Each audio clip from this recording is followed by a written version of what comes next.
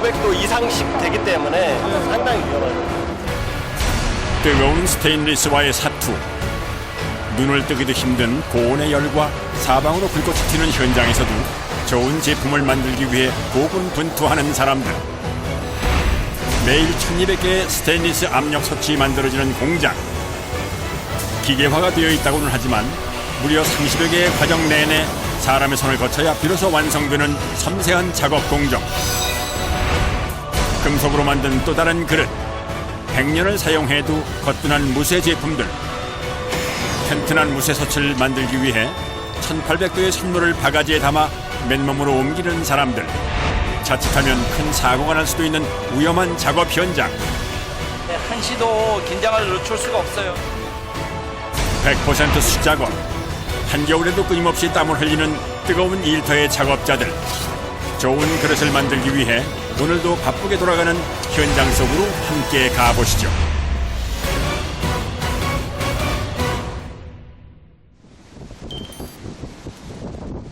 경기도 가평의 한 식당.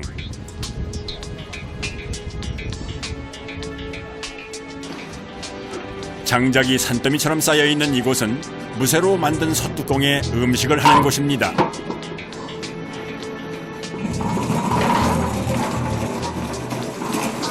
두툼한 무쇠 솥뚜껑을 장작 위에 올리고 미리 준비한 닭볶음탕 재료들을 센 불에 팔팔 끓여서 손님상에 내는데요.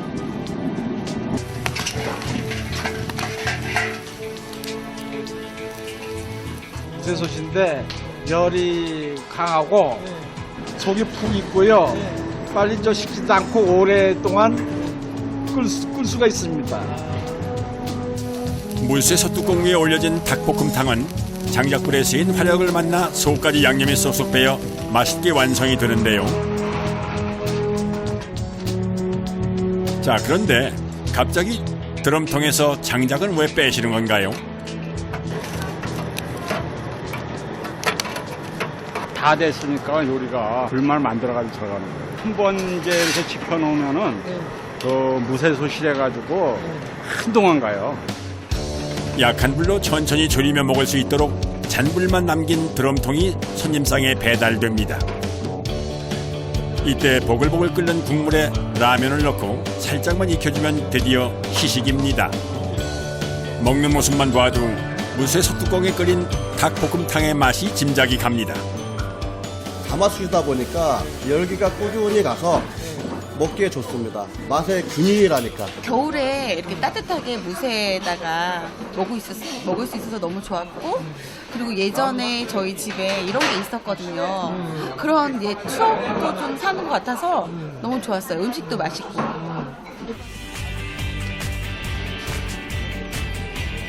일하다 말고 갑자기 주방에 들어가서 뭔가를 들고 나오는 사장님. 그리고는 무쇠 솥뚜껑 위에 기름을 붓고는 열심히 닦기 시작합니다.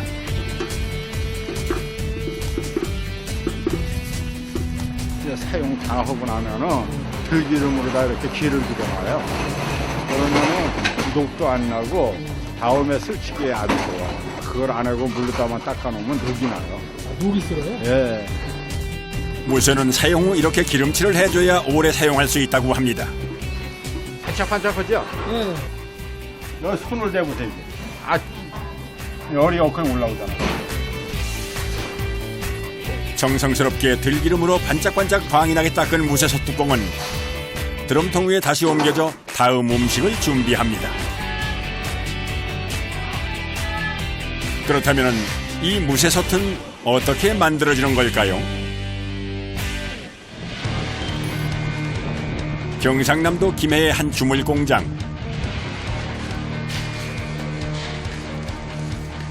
이른 아침부터 작업자들이 분주한데요.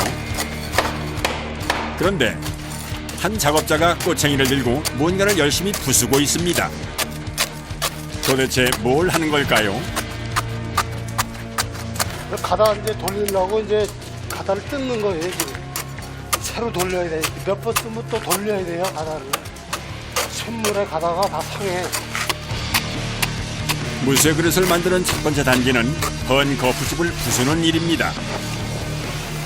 거푸집은 영구적으로 사용할 수 없기 때문에 힘들지만 작업할 때마다 새로 만들어줘야 한다고 합니다. 만드는 것만큼이나 부수는데도 힘이 많이 들어갑니다. 거푸집을 부쉈으니 이제 새로 만들어야 할 텐데요. 그런데 낯선 도구가 눈에 띕니다. 틀 만들 때 이거 쓰는 이 도구요, 이게. 이거 우리가 얘기할 때는 말이라고 그래요, 말. 말이요? 말처럼 생겼잖아. 말이라고 불리는 이 도구는 거푸집을 만들 때 없어서는 안 되는 중요한 도구라고 합니다. 사용하기 전 준비 과정이 꽤 까다로운데요. 제일 먼저 해야 할 일은 틀이 흔들리지 않도록 단단히 고정해 주는 겁니다. 이 틀이 딱 균형이 맞아야 돼. 조금이라도 또 논다 하고 그러면은 이게 숱이 안 나와. 이제 본격적으로 거푸집 만들 준비를 시작하는데요. 틀과 말은 모두 수평을 맞춰 단단히 고정한 후에 설치를 시작합니다. 말이라고 불리는 이 도구는 거푸집의 높이와 수평을 맞추는 도구입니다. 거푸집의 높이가 일정하게 나오지 않으면 무쇠솥이 불량이 날 수 있기 때문에 준비 과정부터 꼼꼼하게 준비를 해야 합니다. 거푸집은 총 3번의 반죽을 덧입혀 만들어집니다.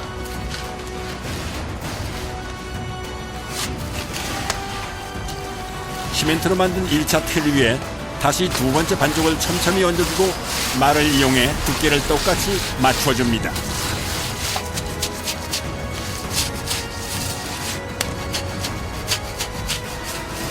큰 거 구멍이 없어지라고 두 번째를 발리는 거고, 두 번째 발리면 약간 또 조금 약간 거칠잖아요. 근데 세 번째는 또 고운 걸로 또 해가지고. 그래 이제 지금 가다가 이제 매끄럽고. 그런데 거푸집을 만들던 중 갑자기 작업자가 뭔가를 열심히 부수기 시작합니다. 거푸집을 만드는 포크스예요. 포크스요? 네. 요거는 이제 되게 가볍고 여기 안에 구멍이 뻑뻑 나 있기 때문에 이게 가스 빼는 데는 아주 우리가 쓰기에는 굉장히 적합한 그런 재료죠.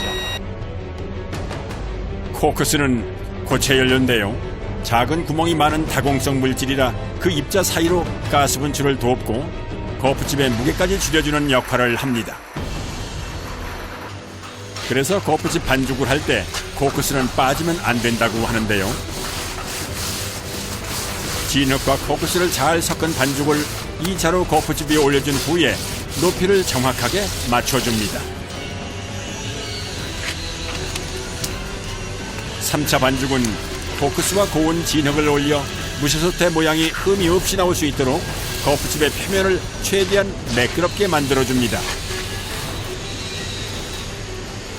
예, 일단은 1차 되고 이게 또 다음에 또 이거 바싹 또 태워야지. 이제 거푸집 반죽이 끝났는데요. 하지만 이게 끝이 아니라고 합니다. 1차 반죽부터 3차까지 거푸집 하나를 만드는 데만도 무려 15일이나 걸리는 고된 작업입니다. 반죽이 끝난 거푸집은 800도 이상의 고온의 가스불로 15분 정도 구워줘야 합니다.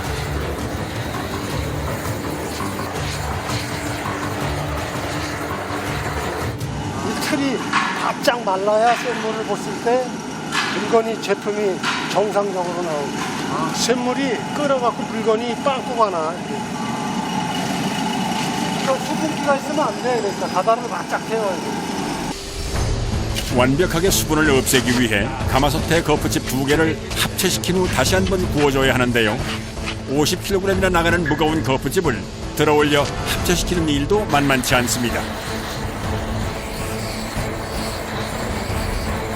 무쇠솥의 완성을 좌우하는 것이 바로 이 거푸집이기 때문에 만드는 것이 보기에는 단순해 보여도 정교한 기술을 필요로 해 꼭 베테랑 작업자가 맡아야 하는 작업이라고 합니다.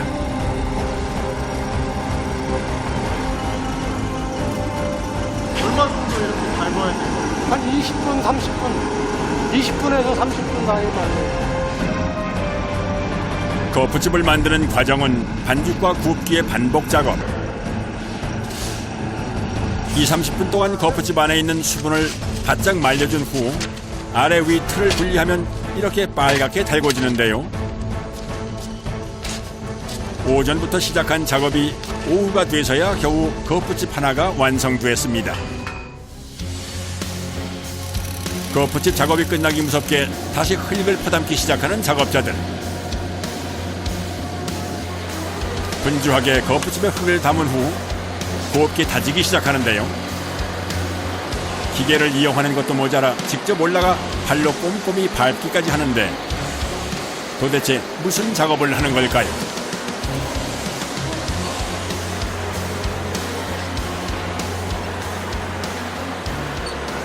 요게 이제 가마솥의 거푸집, 그러니까 틀의 속에 해당이 되는 건데 이제 중자라 그런 거죠. 예, 중자. 흙을 단단하게 다져야 이제 그 많은 양의 샘물이 들어갔을 때 흑심이 중자가 깨지지 않아요. 중자는 가마솥의 가운데 빈 공간을 채우는 거푸집의 일종입니다. 아래 거푸집과 중자 사이에 난 틈으로 쇳물이 흘러들어가 가마솥이 만들어지는 구조입니다. 중자를 만들 때 제일 중요한 것이 흙을 다지는 것이기 때문에 한참을 공을 들여야 하는데요.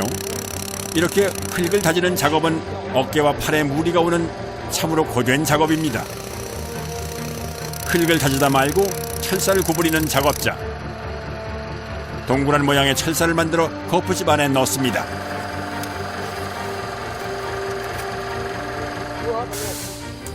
이제 우리가 그 집 지을 때 콘크리트 공사할 때 철근 넣는 것처럼 흙만 들어가면 흙이 그냥 다 깨져버려요. 깨지는데 이 철사 같은 게 심 역할을 하는 거예요. 철사를 넣은 후 그 위를 흙으로 채워줍니다. 그리고는 다시 다지는 작업을 시작하는데요. 중자의 모양에 따라 제품의 완성도가 달라지기 때문에 끝까지 꼼꼼하게 다져줘야 합니다. 다지는 작업이 끝나자마자 중자의 구멍을 뚫는 작업자. 그런데 왜 힘들게 다져놓은 중자에 구멍을 뚫는 걸까요? 샘물을 붓게 되면 이 안에 가스가 만들어지거든. 이게 이제 찬 성분하고 뜨거운 성분이 만나게 되면 이제 수분이 가스로 변해요. 그래서 그 탈출구를 만들어주는 거지. 가스가 분출이 돼야 좋은 무쇠 그릇을 만들 수 있기 때문에 중자에 구멍을 내는 것은 필수입니다. 중자가 완성되면 이제 거꾸로 뒤집어 꺼내야 하는데요. 자칫 잘못해서 모양이 흐트러지면 그동안의 노력이 수포로 들어갈 수도 있기 때문에 신중해야 합니다. 거푸집과 중자의 무게를 합쳐 무려 100kg 가까이 나가기 때문에 남자 넷이 달라붙어 조심조심 중자를 옮깁니다. 그리고 드디어 거푸집을 빼내는데요. 중자가 곱게 잘 나온 것 같습니다. 솥의 표면에 해당이 되기 때문에 여기서 조금만 거칠게 나와도 솥이 되게 거칠게 만들어져요. 우리가 밥을 해먹는 표면이라고 생각하면 됩니다.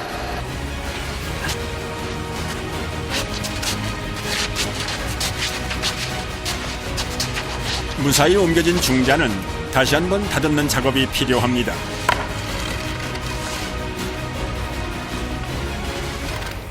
중자가 깨끗해야 솥의 모양도 깨끗하게 나오기 때문에 여러 번 정성 들여 반복해 다듬어줘야 합니다.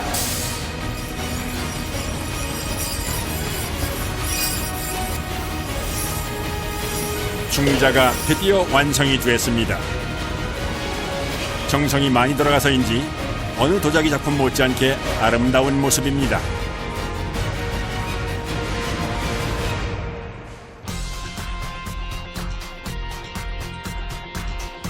작업장 앞마당에선 음식 준비가 한창입니다. 무쇠솥 공장답게 각종 무쇠 그릇을 이용해 음식을 만들고 있는데 오늘의 메뉴는 작업 내내 쌓였던 피로까지 싹 풀릴 것 같은 얼큰한 소고기 뭇국입니다. 많이 뜨거워져서 열을 굉장히 가지고 있기 때문에 음식이 깊이 폭 고와져요. 담백하게 깔끔한 맛이 납니다. 코팅 팬과는 달리 무쇠는 이렇게 팬 위에서 바로 잘라도 손상이 되지 않아 편리한 것이 특징입니다. 드디어 가마솥에서 밥이 맛있게 완성됐는데요. 금방 지은 찰진 밥과 얼큰한 소고기국을 한 그릇 떠서 먹기 시작하는데 고된 노동을 하고 난 후의 식사라 그런지 다들 말 한마디 없이 먹는 데만 열중합니다.